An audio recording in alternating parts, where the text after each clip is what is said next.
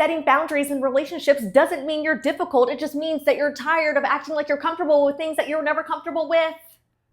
A lot of people associate boundaries with tension. They take offense as if your limits are a personal attack.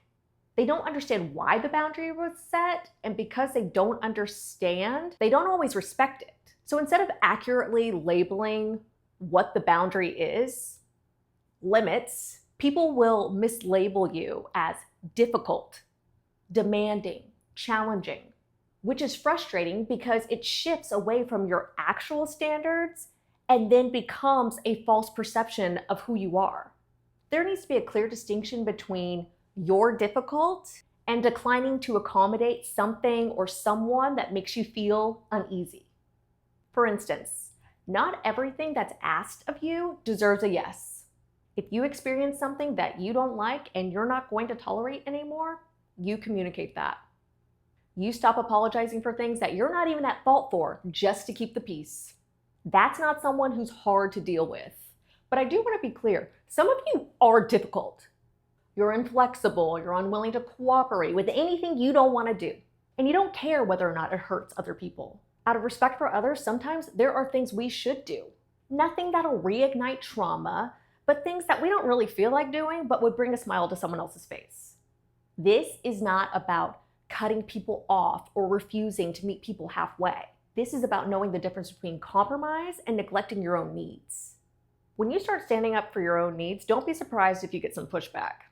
The pushback isn't usually in reference to the boundary itself, but the expectation that you wouldn't even have one, much less stick to it.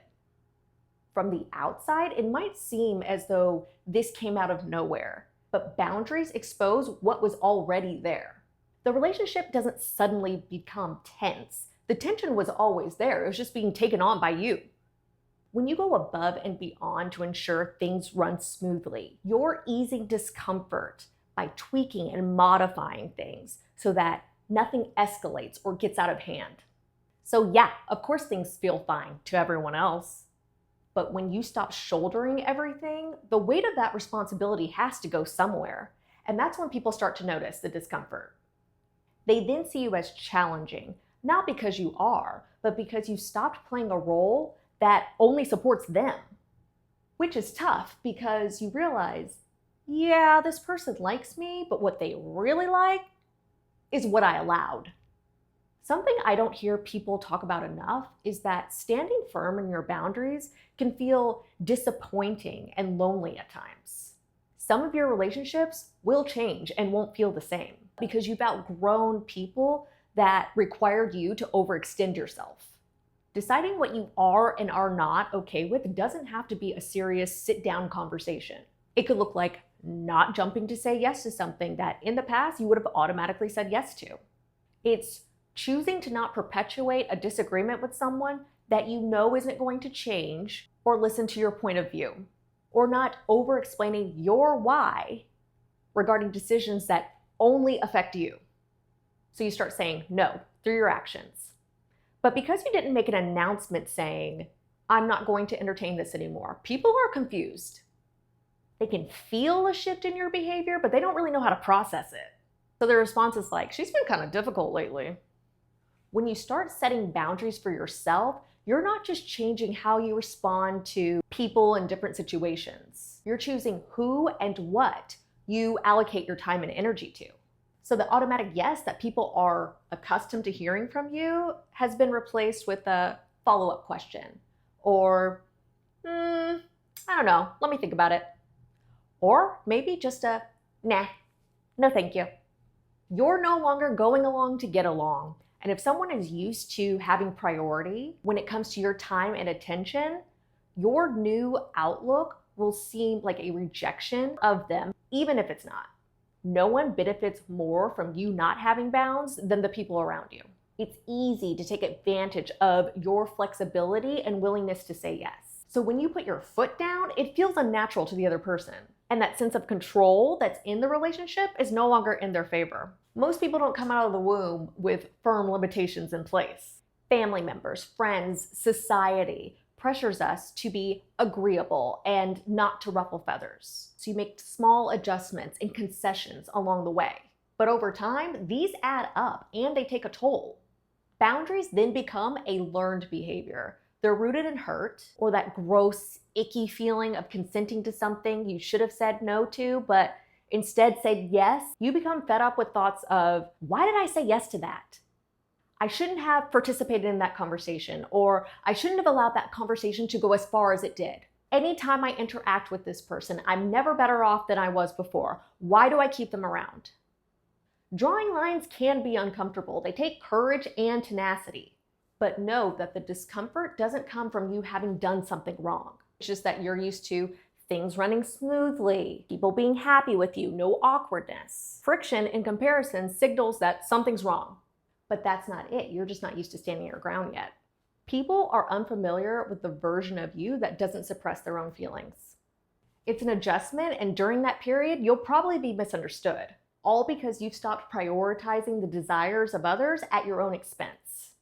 If something's really upsetting you, it's important to hold firm to the boundary that you've set and not backtrack just to make someone else feel better. Here's how the cycle goes. You say no to something. The other person doesn't like it. They threaten you with tears, aggression, a veiled threat, etc.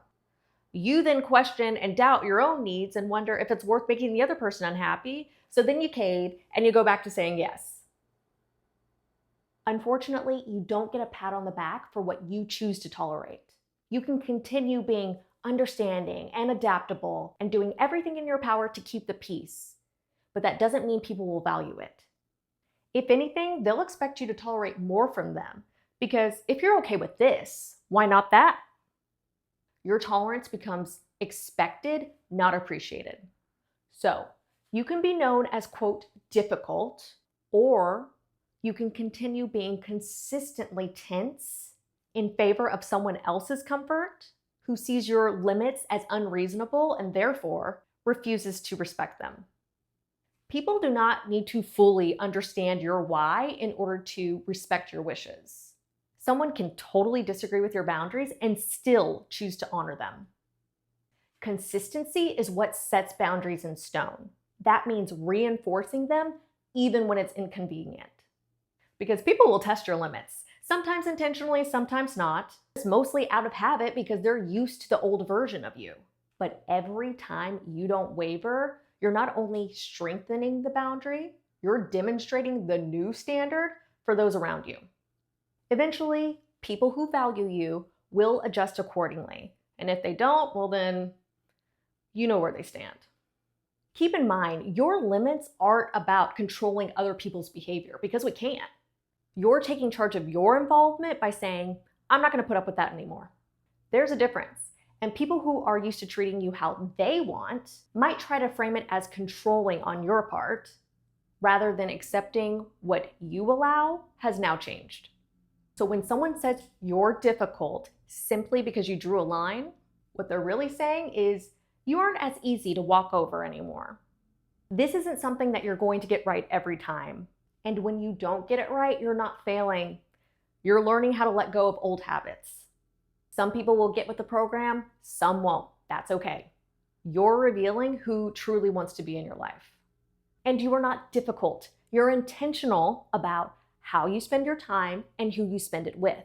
And you're being honest about what's working and what's not. If you enjoyed the episode, please like and subscribe on YouTube. Leave a 5-star rating on Spotify and Apple Podcasts. You can follow me on Instagram and TikTok at versionsofourselvespod, and I'll talk to you later.